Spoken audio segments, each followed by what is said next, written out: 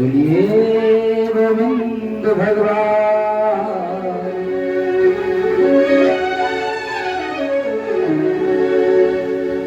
बड़ा सुंदर श्लोक दिया इस जगह पर। बुद्धस्य बलमतस्य निर्बुद्धस्य कुतो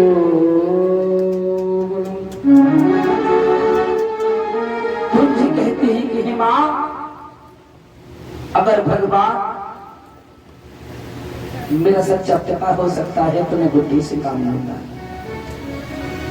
चलो जी, यमुना मैया के पावन किनारे पर केत के वृक्ष के नीचे पहुंच जाते हैं और भगवान को ढूंढने लगे। गुरु बिन तरना धवने देहोई सो बिरंज संकर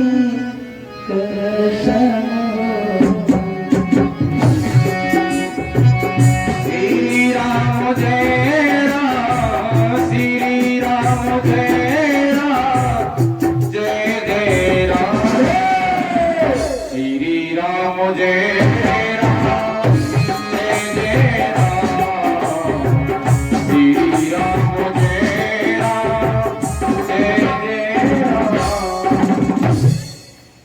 बगैर गुरु के ज्ञान नहीं होता शास्त्र। ध्रुव जी चिंतित है, हमें परमात्मा से मिलाने का मार्गदर्शन कौन बताए और हमारे अंधकार को दूर कौन करेगा। देव ऋषि नारद आए और जब देव ऋषि नारद आए हैं ना, तो केवल ऐसे सूक्ष्म भागवत जी का 12 मंत्र किसी के पास है तो वो देव ऋषि नारद है, किसी के पास नहीं है। ओम नमो भगवती वासुदेवा, ये केवल देव ऋषि के पास है। ये दिया किसने कहा? इन्हीं के पिता ब्रह्मा ने इनको जब चतुर्थ श्लोक की कथा श्रवण कराई तब दिया था इनको। केवल सिर्फ केवल कोई भी सच्चे मन से ले कल्याण हो जाएगा जी। ध्रुव के लिए बड़ी सुंदर पर्णकुटी बनवाई साहब, बनी है मलोक जब रही है सुगंधी छाए, लंबे लंबे बच्चे जब बेले रही लपटाए, सुंदर से फूल जब घोड़ा रही भरनाए, ठंडी ठंडी चलती शरीर यमुना की दी गई। बड़ी सुंदर कुटिया बनवाई है। फूलों पर भंवरा गुनगुना रहे हैं और कहने लगे कि हमने कुटिया बना दी है और ध्रुव तुम इसमें भगवान का भजन, कि हम भगवान को कैसे प्राप्त करें, हमारा तो कोई गुरु नहीं है, आप ही हमारे गुरु बन जाओ जी। देव ऋषि नारद को गुरु बना लिया, मंत्र दे दिया, ओम नमो भगवते वासुदेवाय, इसका जाप करो बेटा। प्रथम दिन भगवान का और प्रथम दिन की ही कथा में भगवान ने आज बेटे के लिपायमान को अपने आत्मा के लिपायमान में लिप्त कर लिया। अब तुम सोचोगे कि शास्त्री जी लिपायमान क्या होता है? लिपायमान वो होगा परमात्मा के चरणों में अपनी प्रीति हो जावे और बगैर उसके कोई और चीज का ख्याल ना आवे, हम कोई सोचे कि न बगैर परमात्मा के, उसे लिपायमान कहते हैं। लिपट जाना परमात्मा की भक्ति में, लिपट गए। एक महीना भक्ति की, दूसरे महीना भक्ति की, आज 5 महीना भक्ति करने के बाद में भगवान नारायण का और दर्शन हुआ।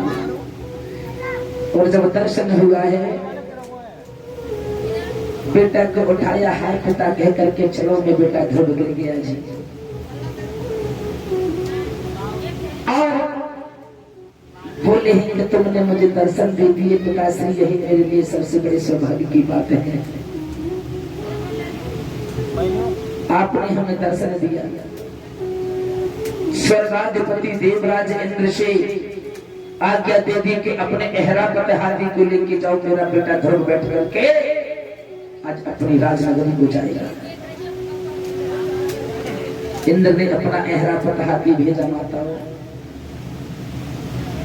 देखो एक बात पर बताएं भैया, देखो इन पन्नियों को बांट तो देते हो, इसके साथ गिलास भी दिया करो।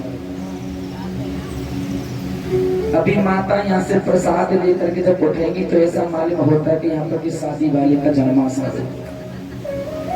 ये कथा प्रांगण है, इसकी शुद्धता साफ सफाई आपको रखनी पड़ेगी, ठीक है ना।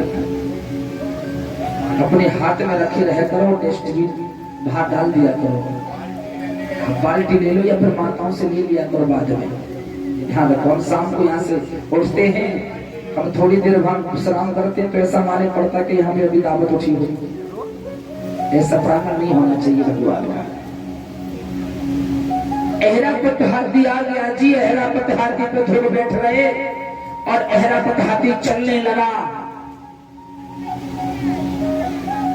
और यही देखा कि उनके पिता के समान बुजुर्ग नीचे पैदल चल रहे हैं।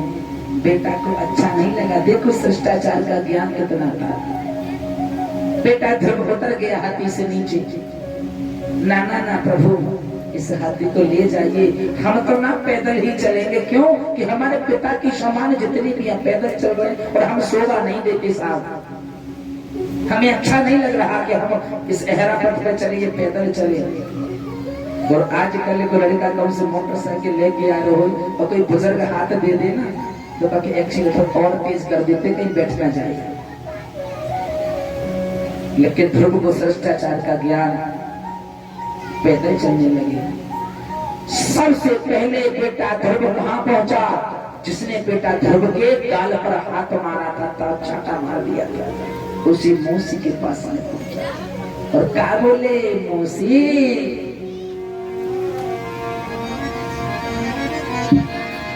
मौसी नहीं कहा, क्या बोले है बेटा? माती दरवाजो खोलो, आई गो तेरो सौतेलो लाल।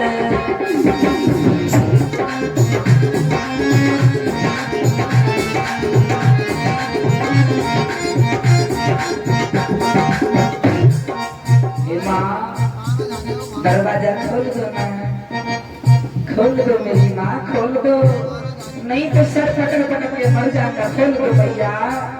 और तू ये सोच रही है मैंने तेरे गाल पर तमाचा मार दिया, मैं क्या मुंह लेकर के दरवाजा खोलूं? तो नामा जब जब जीव जगत में आता तब तब उसको मिलती माता, संस्कार का सबसे है नाता, है ना। जब जब जीव जगत में आता तब तब उसको मिलती माता, माता का सबसे है नाता। माँ के समान संसार में कोई गुरु नहीं आता, माँ के समान संसार में कोई गुरु नहीं आता।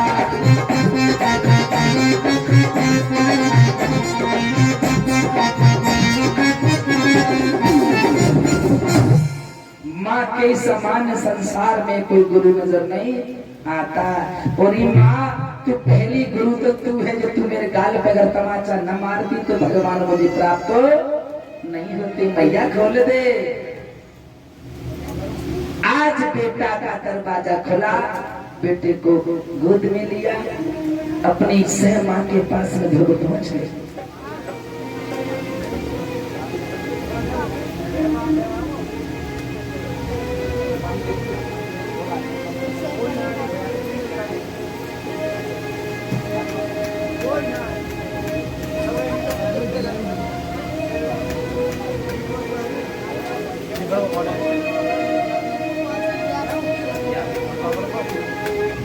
आज कहने लगे हैं कि माँ कि तेरा बेटा आ गया। आज वो मैया समिति अपने पुत्र के वियोग में देखते देखते उसकी आंखों की रोशनी चली गई। बेटा बहुत छोटा था तब तो गया था, और 5 महीने बाद लौट करके आया है। मुझे तो नहीं मालूम पड़ता कि तेरी आवाज भारी सी कैसे हो रही है। अगर मुझे भी परमात्मा के दर्शन करा दे तो मैं जानू कि फिर सच्चे पिता के दर्शन हो गए। आज बेटा ने अपने अंतःकरण पर हाथ रखा करके परमात्मा का ध्यान किया और कहने लगे बेटा ध्रुव कि हे परमात्मा, मेरी भक्ति और मेरी शक्ति दोनों निष्काम हैं। देखो बेटा ने भक्ति की थी निष्काम है, निस्वार्थ है। तो परमात्मा बेटा ध्रुव कहता है तो तुम मुझे दर्शन दो। आज सतगंधा पे भगवान नारायण दर्शन दे रहे बेटा ध्रुव को। और वहां से प्रतिज्वाला भेजी भगवान ने, मैया की आंखों पर गई, रोशनी प्रज्वलित हो गई आंखों में। और बेटा की तरफ देखा कि माँ मेरी तरफ नहीं उधर देखो। नारायण तो वो है, ऐसा होना चाहिए बेटा। भक्ति तो खुद ने की, दर्शन माँ को कराया, दर्शन पिता को कराया, दर्शन मौसी को कराया। ऐसा होना चाहिए बेटा। आज वही माँ कहने लगी कि तेरी भक्ति से हम बड़े प्रसन्न हैं, तूने ऐसे बेटा को जन्म दिया, चल वरदान मांग ले। भगवान बोले तो वो मैया वरदान क्या मांग रही है? प्रभु वरदान देना चाहते हो तो केवल एक ही मुझे वरदान देना। हर जन्म में एक जन्म नहीं, जितने जन्म में लूं उतने जन्म में यही मेरी सौत मेरी बहन बन करके आई, यही मेरी सौत मिले, यही बेटा ध्रुव मेरा बेटा बन करके आए। और ये पति तो साव बड़े किस्मत वाले को प्राप्त होते हैं, ये पति मुझे हर जन्म में मिले। ये 3 वरदान मांगे। और आजकल कोई मांग लेगा कि यही सौत मुझे मिले, क्योंकि नाक काटे के जिम्मे धर ले, ऐसी सौत होना चाहिए। लेकिन मैया ने और बेटा ध्रुव भगवान से निवेदन करने लगा और भगवान ने अपने ही वैकुंठ में आज ध्रुव नाम के तारे को जगह उसको दे दी।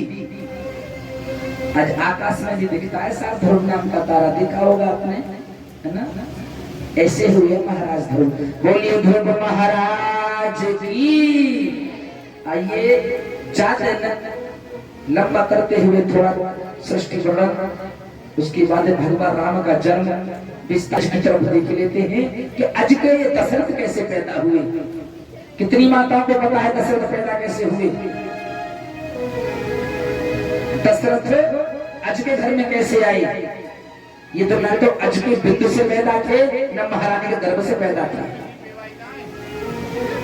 क्योंकि महाराज आज के जमाने में भी जो रावण था साहब, जबकि 4थी पीढ़ी पे है अभी। तो लगभग सुन लो, बड़े ध्यान से सुनने वाली बात है, कान खोलकर सुनना।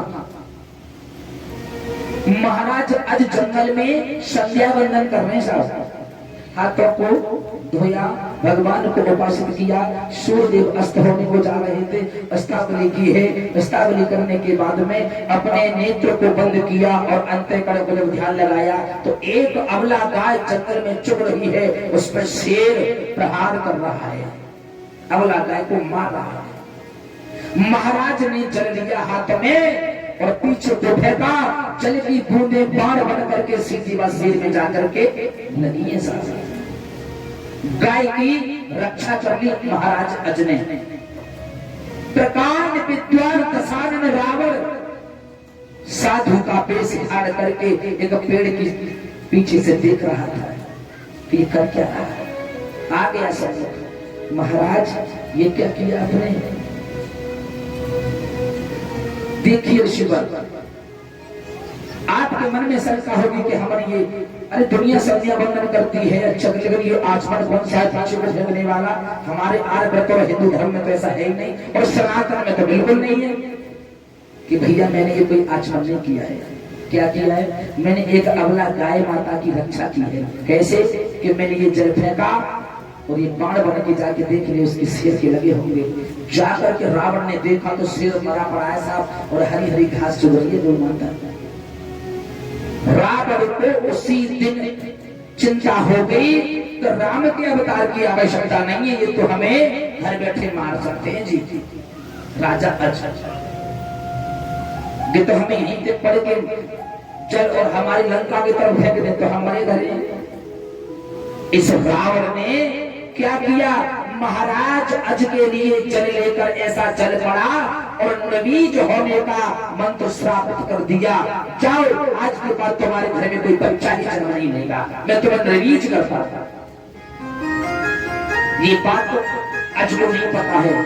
चुपके से इसने श्राप दे दिया महाराज अज को, तू नबीज हो जा, तेरे घर में तेरी रानी गर्भ से कोई बच्चा पैदा नहीं होगा और बच्चा तेरी रानी का होगा तो तेरे पितृ से पैदा नहीं होगा, दोनों ही नबीज हो जाए। संध्या वंदन किया है महाराज ने। एक सरोवर के पास से गुजरते हुए जा रहे हैं राजा अज। एक सुंदर कमल बहुत सुंदर सरोवर में खिल रहा है और सरोवर में जब कमल खिला, महाराज अज के मन में ये जिज्ञासा हुई कि काश इस कमल को तोड़ लो। महाराज घुस गए अंदर। जितना कदम बढ़ाते हैं उतना ही कमल आगे चला जाता है। दूसरा कदम बढ़ाया, दूसरा आगे चला गया। आकाशवाणी हुई है साहब, महाराज अजय ये तुम्हारे भाग्य का लेखा जोखा नहीं है। जो अब जो तुम कमल तोड़ने का प्रयास जो कर रहे हो, ये अब तुम्हारे भाग्य का नहीं है। तुम्हारे आंगन में कोई कमल नहीं।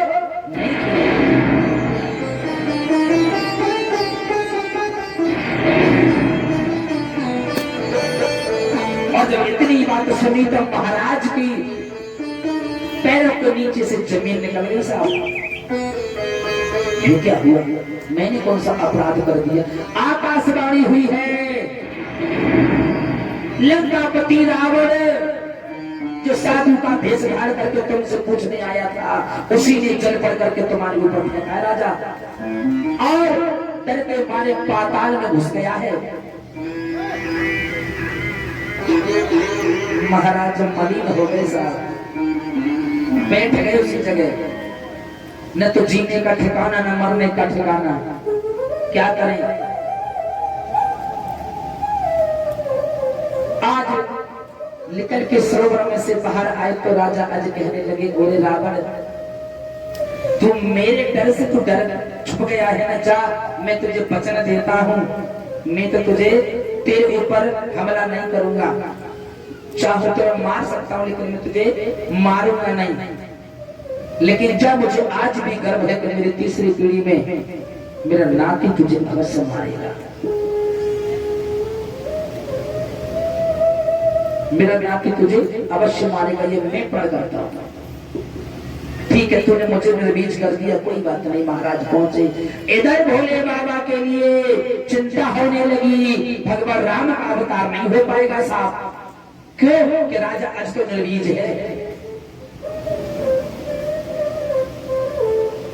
आज यमराज जी के लिए बुलाया, उनकी पत्नी को बुलाया, दोनों से कहा कि तुम दोनों जाओ, संत का रूप धारण कर लो, तुम ब्राह्मणी का रूप धारण कर लो, राजा अज के आंगन में पहुंचाओ, क्योंकि प्रभु का जन्म होना है। आगे सब दोनों भिक्षा मांगने पहुंच गए यमराज। भिक्षा दे राजा अज। निकल के आई, सोना चांदी हीरे जवाहरात थाल भर करके ले आया। लेकिन प्रश्न फिर खड़ा कर दिया, सुन, अगर ये सोना चांदी हीरे जवाहरात अगर तेरी कमाई हुई, पवित्र कमाई की और मेहनत के हो, तो इनमें से एक कौड़ी देते मुझे। अगर तेरी मेहनत की नहीं तो मेरे किसी काम की नहीं। राजा अज बोले, प्रभु राजा का बेटा राजा होता है ना, राजा का बेटा राजा होता है। मेरे पिता मेरे लिए छोड़ गए, मैं अब न जाने किसके लिए छोड़ करके जाऊंगा। अरे ये धन तेरी प्रजा का है, इसका अधिकार तेरा नहीं है, तेरी प्रजा का अधिकार है। तेरा कमाया हुआ क्या है वो मुझे दे दे। महाराज एक दिन का मौका मिलेगा मुझे। हाँ हाँ, एक दिन नहीं अनेक दिन। आज वही यमराज सरयू मैया के किनारे पहुंचे और सरयू मैया के किनारे एक कुटिया बना करके रहने लगे। और उसी दिन उसी क्षण अपने राजसीय वस्त्र उतारे राजा अज ने और सर से अमोछा बांधा, रात्रि में काम करने को निकले अपने ही नगर में। देखिए परिस्थिति का पहाड़,